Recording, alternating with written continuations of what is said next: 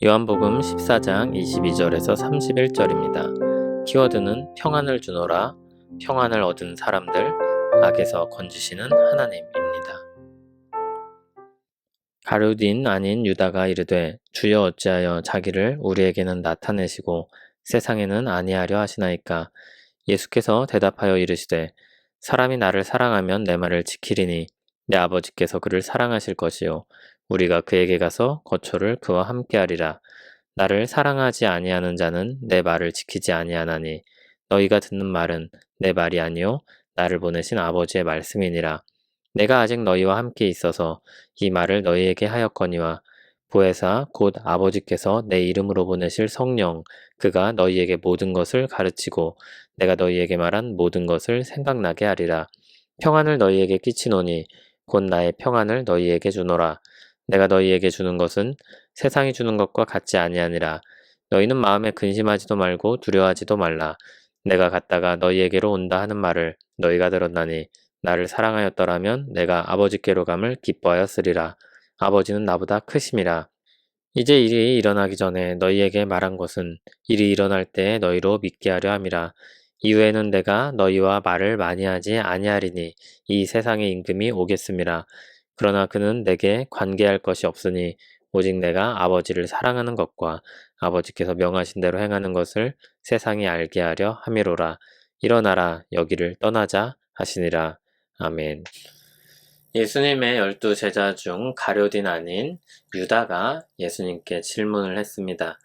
예수님은 왜 세상에는 자신을 나타내지 아니하시고 자신들에게만 나타내신다고 말씀하십니까? 예수님은 그것이 사랑하는 자에게 주어지는 특권이라고 말씀하셨습니다. 흥미롭게도 예수님은 23절에서 우리가 함께 계명을 지키는 자와 함께 거한다고 하여서 삼위일체 하나님을 생각나는 표현을 쓰고 계십니다. 사랑하여 계명을 지킨 자를 삼위일체 하나님이 사랑하실 것이며 하나님과 그들이 더불어 살게 될 것을 말씀하십니다. 하나님이 임재하시던 장소인 영광스러웠던 성전은 이제 건물이 아니라 사랑하여 계명을 지키는 자들로 바뀌게 될 것입니다. 사도 바울이 믿는 자들과 교회를 가리켜 성령이 거하는 전이라고 한 것이 바로 그런 의미입니다. 그러나 하나님을 사랑하지 않는 자는 하나님의 말씀을 거부합니다. 그러므로 그들은 하나님의 말씀을 스스로 거부하여 그 열매를 먹는 것입니다. 25절, 26절을 보면 지금 예수님은 이렇게 직접 가르치시지만 그분이 떠나신 후에는 진리의 영이신 성령님이 오셔서 가르치실 것이라고 말씀하셨습니다.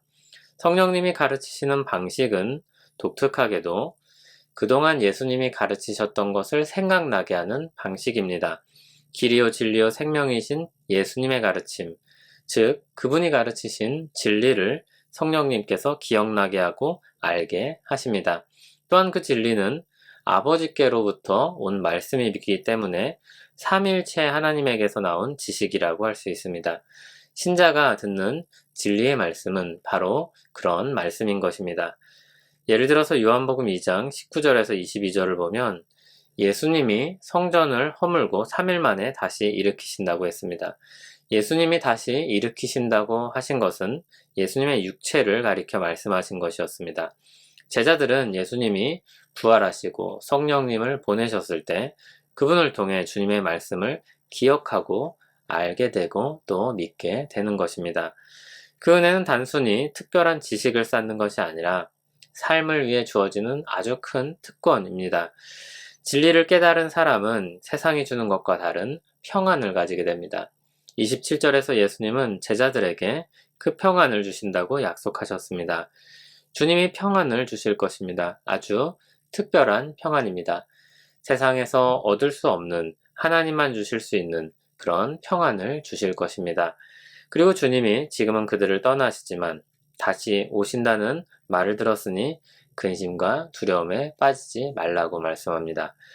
28절에서 나를 사랑하였더라면 오히려 그것으로 인해 기뻐할 것이라고 했습니다.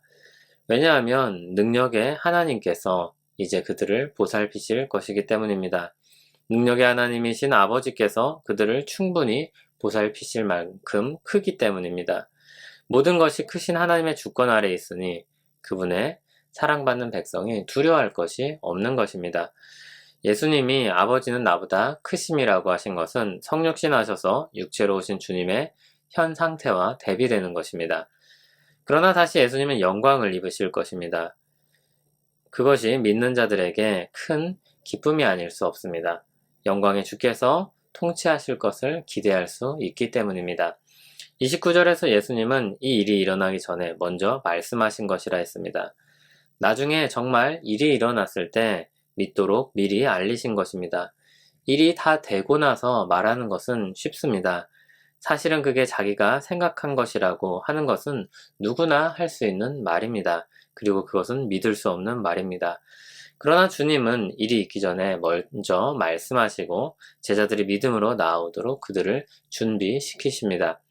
30절에서 예수님은 이후에 말을 많이 하지 않겠다고 하셨는데 그 이유는 이 세상의 임금이 오기 때문입니다. 세상 권세를 가지고 예수님을 잡아 죽이려는 그 일이 이제 눈앞에 다가왔습니다.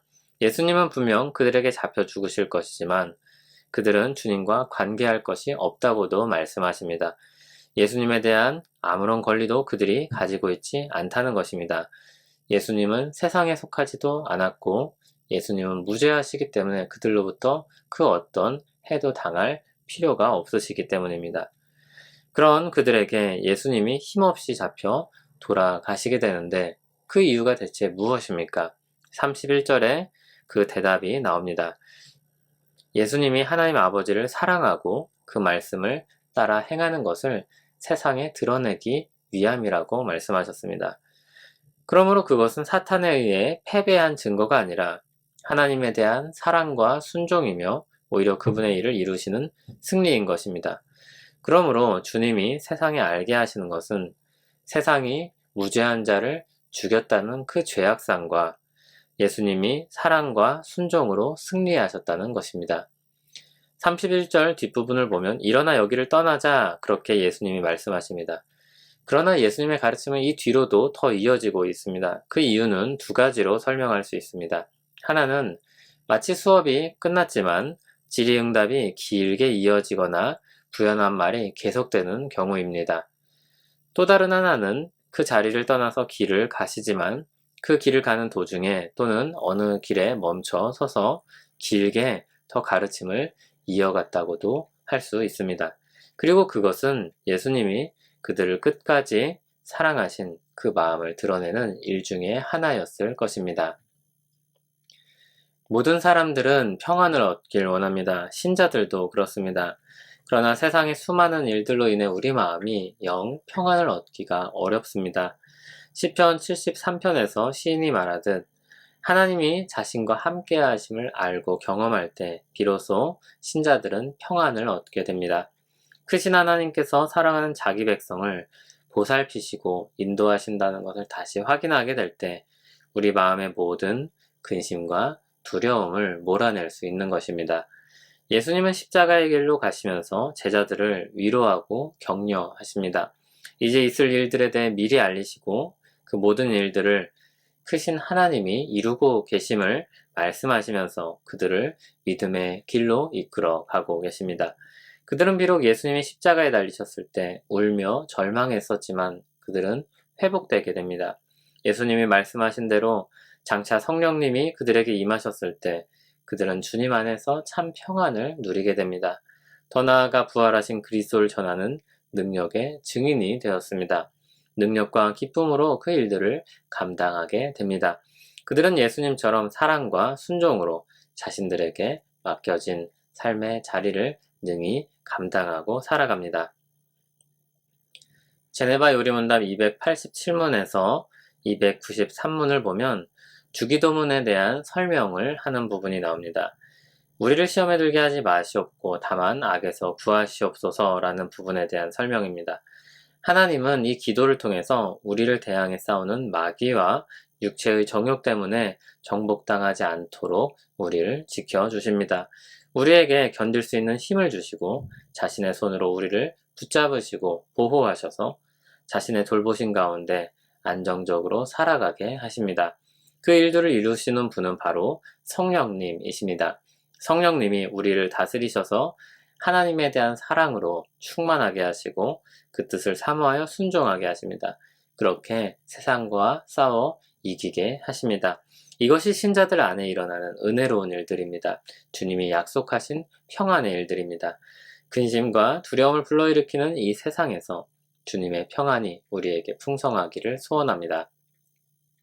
세상을 이기는 힘은 주님께만 있습니다. 주님은 우리를 사랑하셔서 그 힘을 주시며 모든 것을 주관하셔서 우리를 악에서 건지는 줄 믿습니다. 우리에게 주시는 평안을 믿음으로 받길 원합니다.